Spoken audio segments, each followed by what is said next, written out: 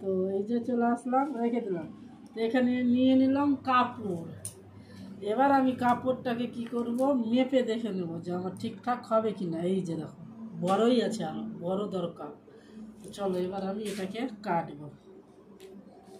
কোনভাবে বড় হচ্ছে, মানে আমাদের একটু চওড়া মোটা করে লাগাতে হবে। তো আমি 2-3 রকমেরই মেপে দেখে নেব যে কিভাবে আমার কোন দিকে বেশি আর কোন দিকে বেশি শর্ট।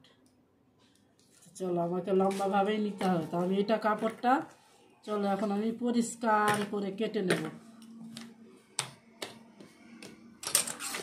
এই যে এখন আমি এইভাবে কেটে নিচ্ছি।